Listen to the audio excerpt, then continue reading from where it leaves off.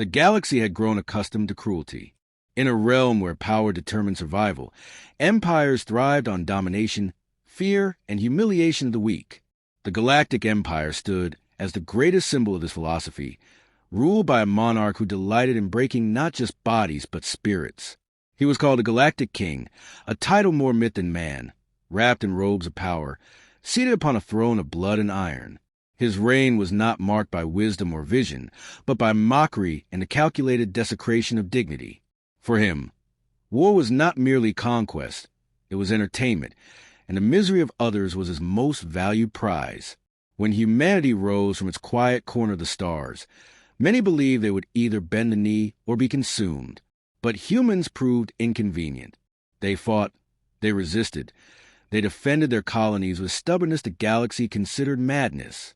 They did not yield as easily as other species had. That resistance earned them the king's focused attention. He would not merely defeat them. He would humiliate them so thoroughly that no child of Earth would ever dream of standing tall again. The wars dragged on, and eventually colonies fell. It was not fleets or armies that drew the king's laughter. It was the aftermath.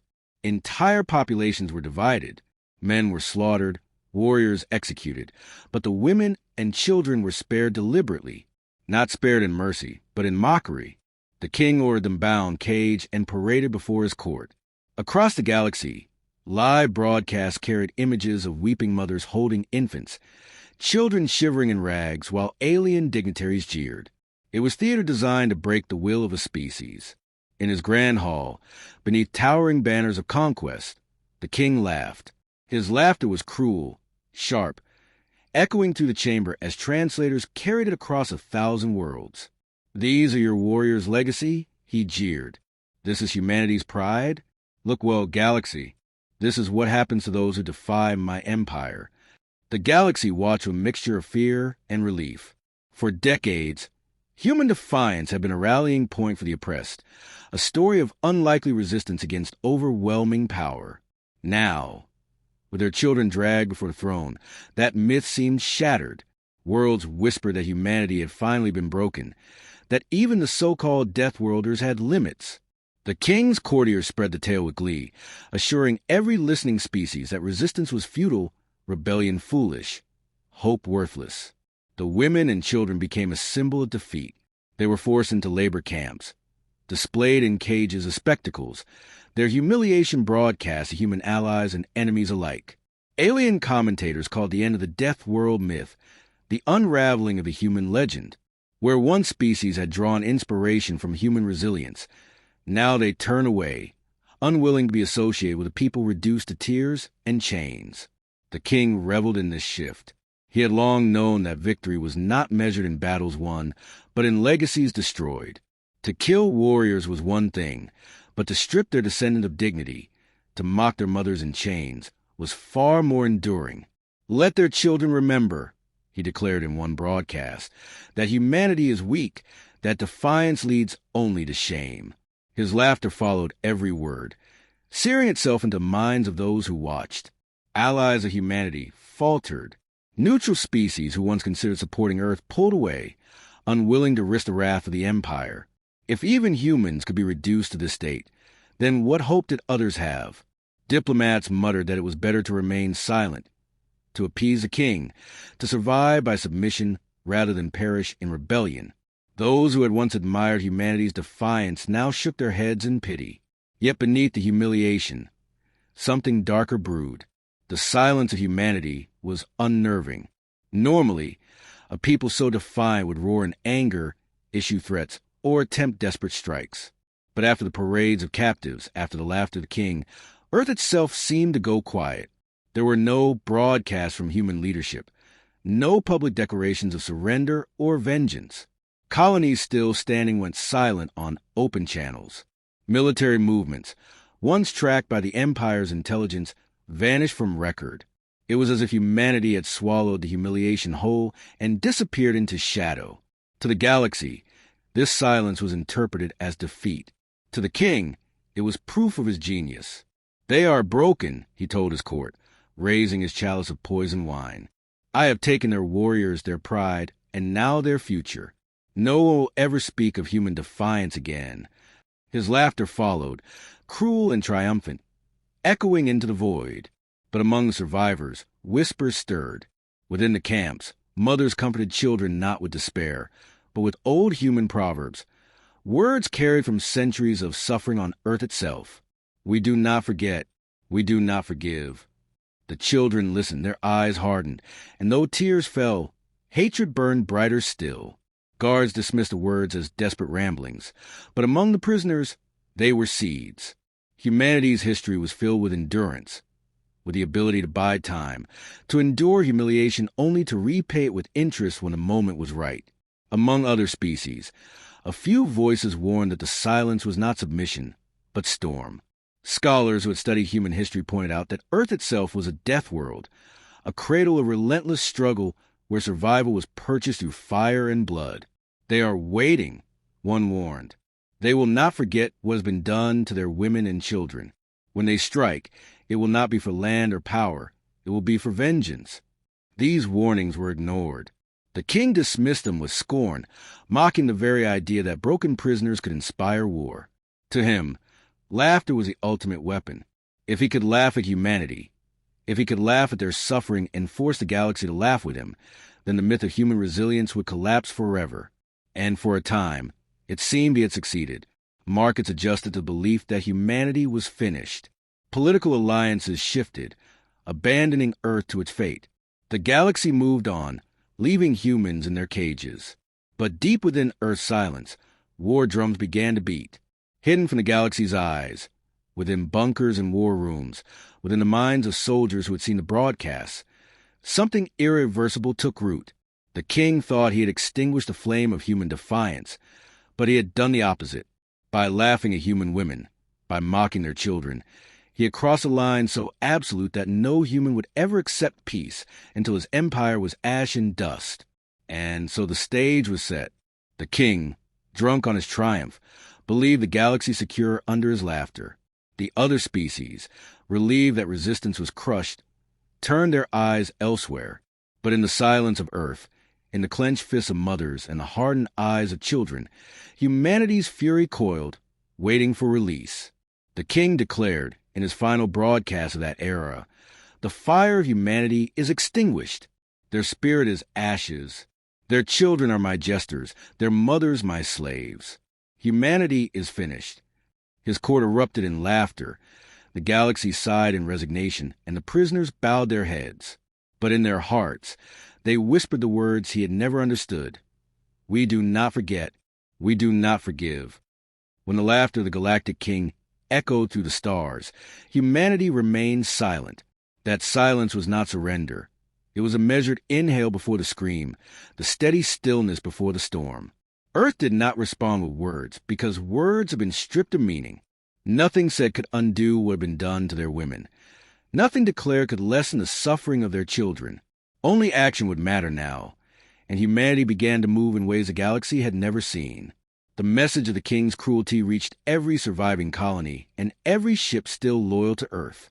Images of mothers caged, children mocked, families torn apart were etched into human memory, like scars burned into flesh. For ordinary people, grief became rage. For soldiers, humiliation became fuel. And for the leadership, scattered and bloody though they were, the broadcast erased all remaining hesitation. There would be no peace, no negotiation, no truce. The war was no longer about survival. It had become something purer, colder, far more dangerous. It had become vengeance. The preparations began in silence. Human fleets that had survived retreated not to surrender, but to regroup. Civilian ships were refitted into gun platforms. Old war doctrines, once shelved, were revived. Industries turned to the single purpose of building machines of war. Entire populations volunteered for service, driven not by propaganda but by fury. Parents who had seen the broadcast pressed their remaining children into military academies, whispering only one directive: avenge them. The galaxy watched with smug satisfaction, believing humans too fractured to rise again. Intelligence reports noted that Earth had gone dark. They assumed collapse. They assumed surrender. They assumed wrong. What they failed to understand was that humanity had shed the illusion of restraint. No treaty, no diplomacy, no appeal of civility could restrain a species whose children had been mocked on galactic broadcast. What stirred on Earth was not the desperate gasp of a dying people. It was the forging of a war machine that would not stop until justice was carved into the bones of their enemies. The first signs came quietly. Supply convoys of the Empire began vanishing. Entire fleets tasked with patrols near human space stopped reporting back. At first, the king dismissed it as piracy or incompetence, but the patterns became undeniable. Ships were not merely destroyed. They were dismantled with surgical precision. Wreckage floated back into the Empire's borders, as if deliberately left as a message. Hulls bore marks of human weapons, unmistakable and deliberate, a silent signature that said, "We are still here." Liberation followed. Camps where women and children had been kept as trophies began to fall. Human special forces, operating in silence, struck with such precision that not even alarms sounded before guards were cut down. Prisoners vanished into the night, leaving only bodies and burning walls behind.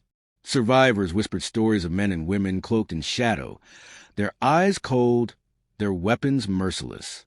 These whispers spread faster than the Empire's denials. The king ordered executions of his own generals for their failures, but the pattern continued. Every week, another camp burned.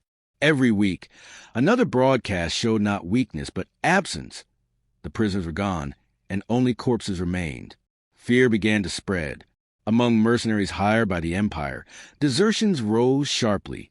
Rumors told of human assassins who could breach even the most fortified positions, who could turn the very environment into a weapon. Engineers reported sabotage unlike anything they'd seen before. Ships exploded not from battles, but from viruses in their systems, planted months earlier by human infiltrators. The galaxy began to realize that humans had not been idle during their silence.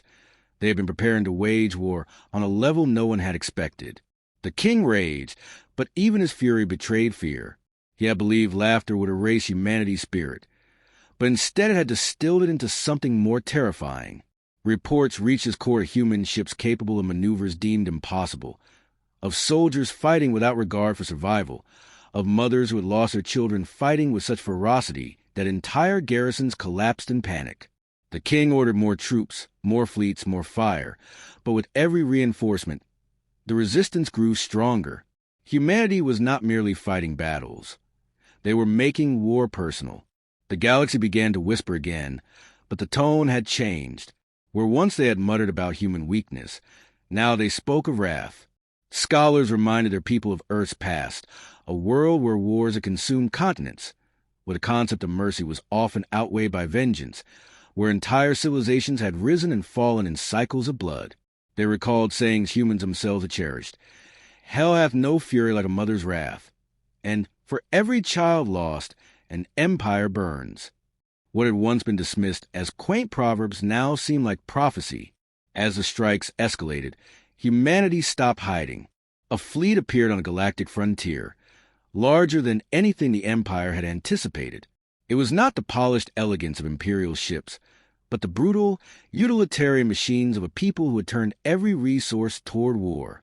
Hulls were scarred from previous battles, painted in dark colors that absorbed light, and across their bows hung banners bearing no crest but a single phrase in 1,000 languages.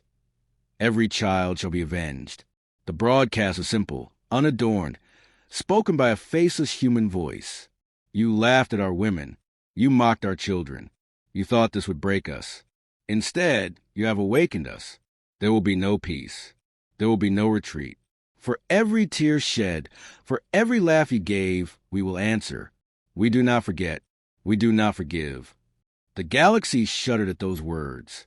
Neutral species scrambled to distance themselves from the Empire, fearing the tide that was rising. Mercenaries abandoned contracts en masse. Even vassal states within the Empire began to question whether loyalty to the king was worth the wrath of humanity. The king himself laughed still, but his laughter no longer echoed with confidence. It was forced, brittle, laced with fear he would never admit. Human fleets advanced methodically, striking not only military targets, but the infrastructure that fed the Empire. Supply lines crumbled. Mining colonies that fueled Imperial ships went dark, taken by human commandos or reduced to ash. Worlds once considered safe trembled under sudden bombardments. Humanity had no interest in conquering territory. They wanted the Empire itself to bleed, to feel the same helplessness their children had felt. Every campaign was precise, every blow calculated to maximize not only damage but terror. The fleets that emerged from human space were not symbols of conquest, but of inevitability. They did not gleam like imperial armadas, nor parade with ceremony. They advanced in silence, engines burning cold, hulls marked by scars of past battles. Where they passed, space itself seemed to shiver. The galaxy had seen wars before, but never had it seen a war waged entirely for vengeance. Humanity's banners bore no crown, no empire, no ambition. They carried only one promise. The empire that mocked their women and children would fall. The first great clash came at the border strongholds, where the king's generals had gathered fleets larger than most civilizations had ever possessed. They believed numbers would break the humans. They believed superior firepower would grind vengeance into dust. But when the human fleet engaged, belief turned to horror. Their ships moved as if anticipating every strike. Weapons fired in impossible rhythms, coordinated with a precision beyond comprehension. Where Imperial ships hesitated, human ships pressed. Where shields faltered, humans rammed. The battle was not measured in tactics alone, but in will, and the will of humanity burned hotter than any star. Reports of the massacres spread quickly. Entire Imperial fleets had been reduced to wreckage within hours. Survivors spoke in trembling voices of humans fighting like beings possessed, ignoring damage that would cripple others, striking with suicidal determination, yet always calculating the greatest cost to their enemy. They described soldiers boarding ships in burning armor, cutting through corridors until nothing remained but silence. For the first time in memory, the Empire felt fear. The war escalated. Stronghold after stronghold fell. Outposts that had once held prisoners were stormed with brutal efficiency, captives freed, and guards executed without hesitation. The king's empire, which had once spanned countless systems, began collapsing in on itself. The humans did not occupy territory or claim spoils. They destroyed, liberated, and moved on, leaving behind only ash and memory. Each victory was not a step toward expansion, but another brick torn from the foundation of the king's power. The king raged from his throne. He demanded his admirals stand their ground, demanded his armies hold the line. He broadcast new decrees filled with laughter, but the laughter no longer carried the same weight. To his enemies, it was the sound of denial. To his own people, it was a trembling echo of a ruler who had awakened something he could not control. The harder he laughed, the clearer it became that he feared. Humanity pressed deeper. Their fleets were no longer confined to borders, but struck at the very arteries of the Empire. Star forges went dark. Shipyards erupted into firestorms. Communication hubs were shattered. The humans fought not just with weapons, but with an understanding of psychology. They left messages carved into ruins, simple words painted in 1,000 alien tongues. We are coming. Panic spread faster than destruction. Entire worlds surrendered before human ships arrived, terrified of what resistance would bring. The galaxy watched in stunned silence. Species who once turned away now began to whisper prayers for humanity's success, not out of loyalty but out of awe. They saw an ancient truth manifest in fire, that a people driven not by ambition but by vengeance was unstoppable. For the first time, the myth of human defiance was not a myth but a living, terrifying reality. On the ground, battles were even more brutal. Human soldiers adapted to alien environments with terrifying speed. Toxic atmospheres, crushing gravities, blistering heat, none of it slowed them. They built weapons from the very elements of hostile worlds, turned terrain into traps, turned cities into battlefields where every corner became a blade. Civilians who had once mocked human weakness now fled before them, whispering that the deathworlders were not merely soldiers, but storms given flesh. The liberation of camps became a symbol of what this war truly was. Each time humans stormed a facility, they did so with fury unmatched. Mothers torn from their children were reunited, and those who had lost everything stood at the center of burning ruins. watching soldiers salute them as survivors, not victims. Children once paraded as trophies were carried back aboard human ships, wrapped in blankets, shielded as if they were the most precious treasures of the universe. Every liberation fueled the war further, for every rescued voice added to the chorus demanding the king's end. The Empire tried to retaliate, but it was too late. Their fleets were shattered, their generals demoralized, their soldiers unwilling to face an enemy who fought with such relentless hatred. Mercenaries deserted en masse, allies abandoned treaties, and vassal states declared neutrality. Even within the empire itself, whispers grew. Perhaps the king's reign was ending. Perhaps mocking humanity had doomed them all. The king retreated to his capital, surrounding himself with the last remnants of his might. He still laughed in his broadcasts, but his eyes betrayed the truth. He had once believed laughter was the strongest weapon. Now, every echo of it sounded hollow, mocked not by his enemies but by the inevitability of his downfall.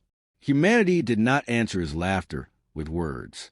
They answered with the steady advance of their fleets, with the crushing weight of their silence. The final campaign was not a battle but an execution. Human fleets surrounded the capital world, blocking every escape. Imperial defenses fired until their cannons overheated, but every barrage was answered with destruction. Planetary shields collapsed, orbital fortresses fell, and the skies filled with the thunder of humanity's wrath. The king's palace, once a symbol of unshakable power, shook under bombardments. When humanity landed, they moved with grim purpose. They did not sack the capital, did not destroy civilians, did not indulge in the cruelty that had fueled the empire. Their purpose was singular. The king, he was dragged from his throne, his laughter finally silenced not by executioners, but by the sight of human eyes staring down at him with cold fury. For the first time, he understood the cost of his arrogance. He had mocked the wrong species. He had laughed at the wrong children. The trial was not held in secret. Humanity broadcasted across the galaxy, not for spectacle, but for warning. The king was forced to listen as survivors spoke. Not generals, not soldiers, but mothers and children who had endured his cruelty. They told their stories, not with tears, but with steel in their voices. And when the verdict came, it was unanimous. Guilty. There was no execution drawn out for show, no torment to mirror his crimes. Humanity's justice was simple, final, and merciless. The king who had laughed was no more.